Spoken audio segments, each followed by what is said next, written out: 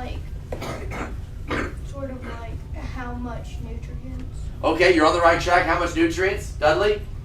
Like how good it is for plants and how much. Exactly. How good it is for plants. You know, is it? You know, if something is fertile, if a soil is really fertile, it's a good place for plants to grow. If the soil is not very fertile, it's not a good place for plants to grow. So the topsoil, because it's got what?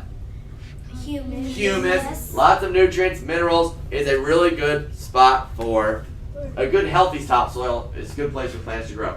You get down to the subsoil, it doesn't mean plants can't grow, but it's definitely not as fertile as the topsoil or the Horizon A. And then the broken down bedrock. Right, Horizon C, which is the broken down bedrock, you don't, because you don't really have the nutrients.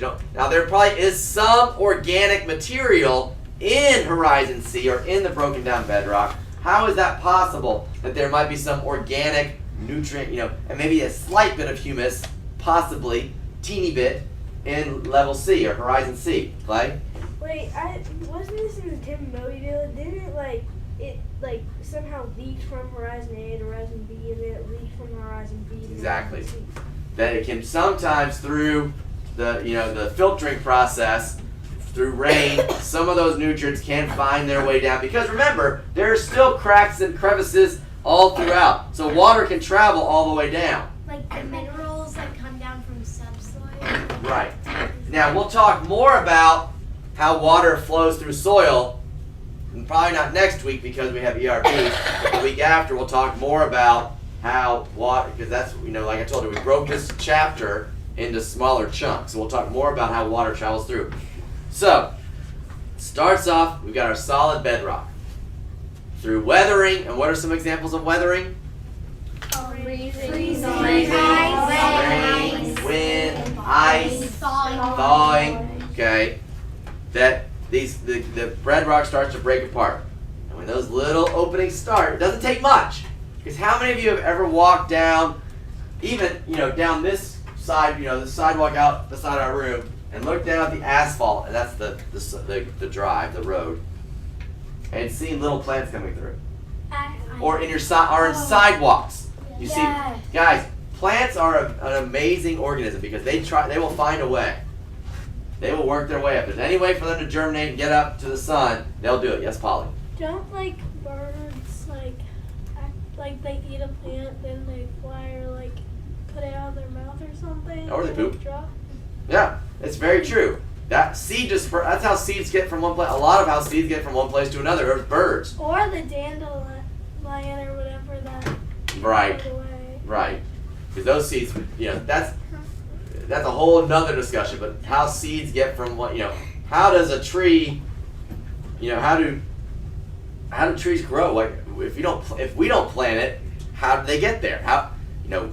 It's because there's seed dispersal. There's lots of different ways. Like you said, some go by wind, some are carried by wind, some by water, some by other animals. Animals walking through even humans, walking through woods or walking through a forest. You pick stuff up on your pant leg, you walk out, it drops off as you're walking out.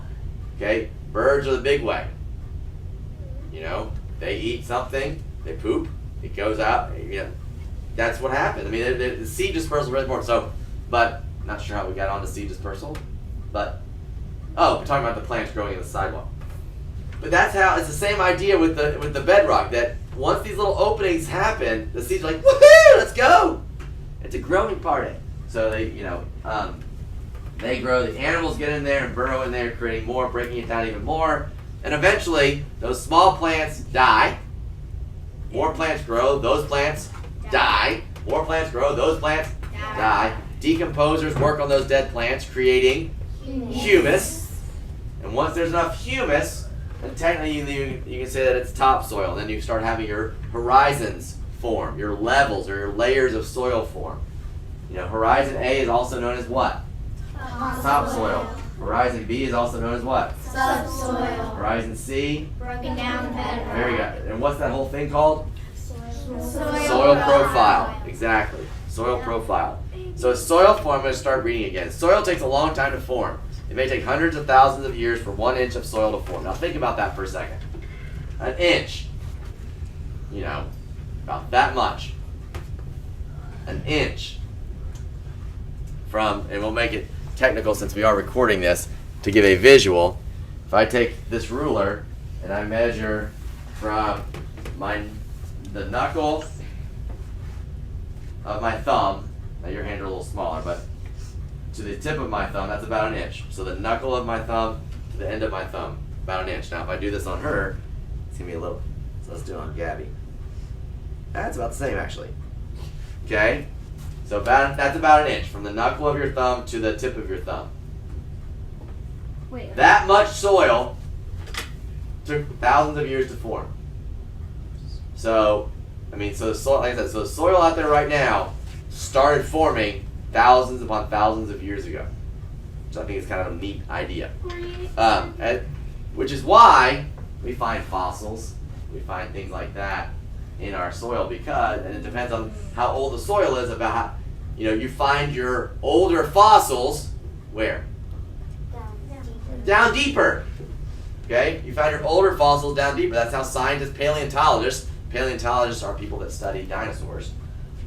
They are, that's how they know. They have a good idea about, okay, well this fossil of the Carolinus harwellius was deeper than the Julius Moodius. So the deeper than Julius Moodius. So the Caroline harwellius fossil Is older. must be older than the Julius Moodius fossil because it was deeper down the soil. Okay? Because they know that as we, further along, that the soil takes longer. Alright, as soil forms, different layers result. A layer of soil differing from the layers above and below it is called a horizon. Soils typically have 3 horizons. From the top down, they are A, B, and C. Each horizon has certain characteristics. Now, I won't get into that. The A horizon is made up of topsoil. Topsoil is the top layer of soil. It is rich in humus and minerals. Topsoil is usually dark in color, and we've seen that. We've seen it in all the visuals we've seen, in the Brain Pop video, in the video we showed of the guy doing the testing the soil, in your book. It's usually darker. Most plants grow here. Many organisms live here too. The B horizon is known as? Subsoil. Subsoil is normally a fairly hard layer. It is made of clay particles and minerals that have filtered down from the A horizon. There's that word, filtered down. Okay? It is usually light in color. Sturdy plant roots may grow down to the B horizon. So if they're not super sturdy, where would sturdy plant roots come from, you think? Topsoil. Well, no, I'm saying what type of plants might sturdy. Trees, your bigger plants, your little dandelions aren't going to have roots probably in horizon B. Most likely not. But your trees, your sturdier plants will have the sturdier roots. The C horizon is made up of coarse material broken down from the underlying bedrock. It is typically beyond the reach of plant roots. Typically, that means that there may be some really sturdy roots, like I would think some of your really big trees, that might go deep enough and might actually reach horizon C. Because it does say typically. It says typically beyond the reach of plant rock. That means that sometimes there may be plant roots that far. I see like 2 roots right here. Okay. The soil horizons make up a soil profile. The soil profile is a vertical section of soil from the surface down to the bedrock. And we know that below horizon C is what? Bedrock. Bedrock. It's that, that rocky thing. But it's going to eventually, it's a cycle. That bedrock's broken down and starts to go, it's a soil cycle. Okay, so I'm going to stop the recording right now. And we will, Listen to no, we're not going to listen to it.